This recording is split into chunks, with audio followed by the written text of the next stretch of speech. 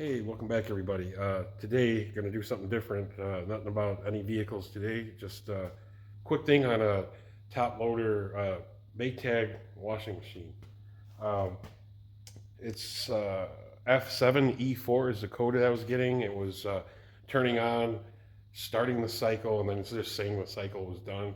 It would Water wouldn't even go in or nothing. At first, I thought it was the water, but it was not because I was able to find the diagnostic, which I'll show on here, to test some things out, and I narrowed it down to the clutch. So right here, this is part of the motor, the magnet part. This is the clutch. So as you can see, it's kind of a bad design, and I see why it breaks. But this part here, where these little tabs, that's how it's attached. But this comes out, which is not supposed to. It's supposed to be like one piece. Okay, I can slide it out, but it's a little tight. But I'll show you when it goes in there. But anyway, these teeth engage into the top of this, or in the middle of this, like that. But see, this shouldn't spin. And I was hearing some clicking sounds under there, and that was this slipping. So it's like about 25 bucks, and you just get a new setup uh, where this is still one piece. Now, I would say, I don't know, why couldn't you just glue this? But maybe these tabs are made to break if it's overloaded or whatever. So I guess I would rather have this cheap part be the weak link. So, uh, yeah, so when the motor spins, there's a magnet that goes around this, and it inserts it, engages and disengages. So here's this one. This one is not slim. This kit comes with the spring here, which when you put it together, I'll show. It goes on the spline shaft with this like split lock ring here. It fits in a groove, and then just this bolt, which is going to go and hold it like that. But yeah, so what I did though, for me, is I bought two of them because we are down a washing machine because of this. So for an extra 25 bucks, I just have one on hand in case this ever happens again, which I'm sure it will after seeing how this is set up. So here on that shaft, there's the groove that lock ring sits in. So all you got to do is slide that pack up on here and get the lock ring on. So you literally just slide it in, spring, and work this lock ring on.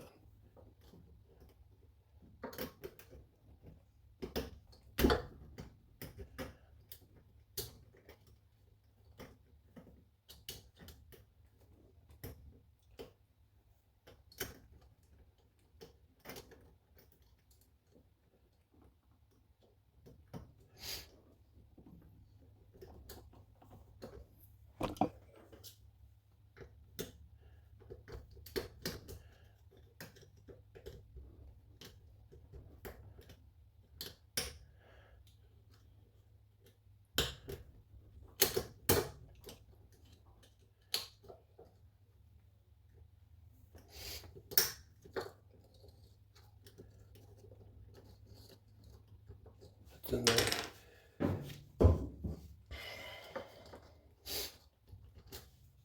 And then reinstall the big magnet. But don't put your fingers underneath because it might want to try to pull it on like that.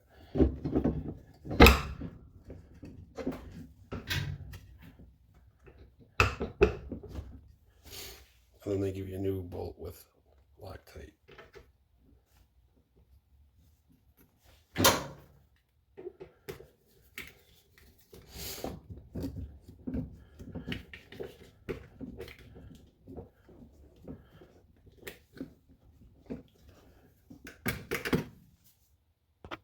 Okay, so got that all tight. So all you gotta do is set it back down, plug it in, and try it out. All right, so we got it back upright. I I had to get a different valve back here because I replaced those two valves yesterday. 2 hours at it because the other ones were stuck open. And when I reattached it, this fitting was, well, not actually that fitting. I had a splitter. This was leaking right out of here no matter how I tightened it. So I had to get a different one where this hose is separate. And it's got the fitting there. So anyway, to get your codes out of it, push this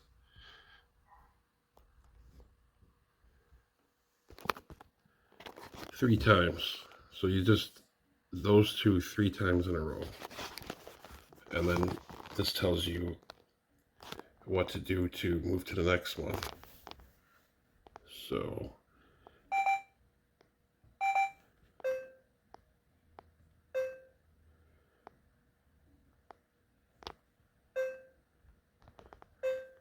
fault history, and that's what code I had. Then clear it.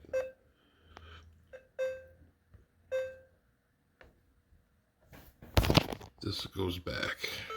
All right, so that's how you get your codes. And I have this set here. This is ready to go. There's stuff in it.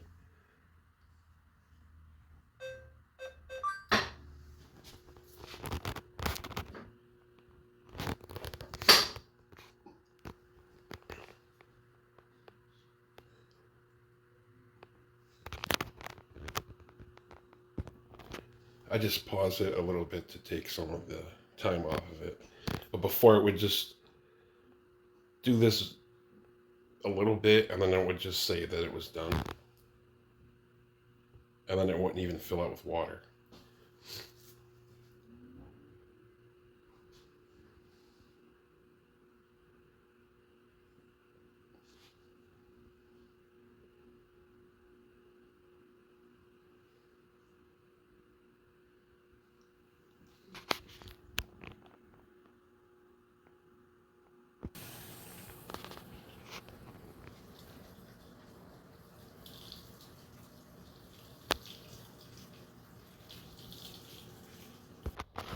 So with that being done with the code, that helped me a lot with figuring out what was wrong with it, because what it wasn't doing, it was turning a little bit. So, you know, I really never took one of these apart before, so I had no idea what to expect.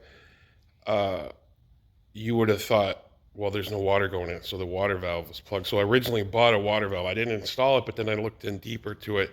This is like, this isn't pulling up codes, so I looked up how to do that. Now, I also, when I did the codes, there's another section in there too where it says that you could run certain items like the lid lock sensor, and then you can cycle the lid lock. You can spin the motor. You can what else? You could fill the water valves. You can turn the water valves and open and close them with the machine not running. So when I did all those things, everything was working. So the water was flowing in, so then I knew it wasn't that. And I had to look farther into it. And with that code typically that clutch is out. So that's how I knew to go right to that. So the diagnostics actually is kind of similar to car stuff. So the machine has done a couple loads perfectly fine, so it's all good. You saw me install it. It's no more difficult taking it apart. You just take that center bolt out, take that lock ring I showed you that, like, kind of like a snap ring, but it's not, but not really. But it goes into that groove like a snap ring does, and then it just all slides out, and just slide a new one in, and that's it. But what happens is that plastic breaks away from the metal ring around it, and then once that happens, it doesn't have to be engaged. That ring isn't to hold it from spinning, it's to hold it from sliding in and out. So when the magnets move in the metal ring, the plastic ring is supposed to move with it up and down. So once that happens, it doesn't quite do that. So hope this helps you guys out, and I'll catch you on the next one.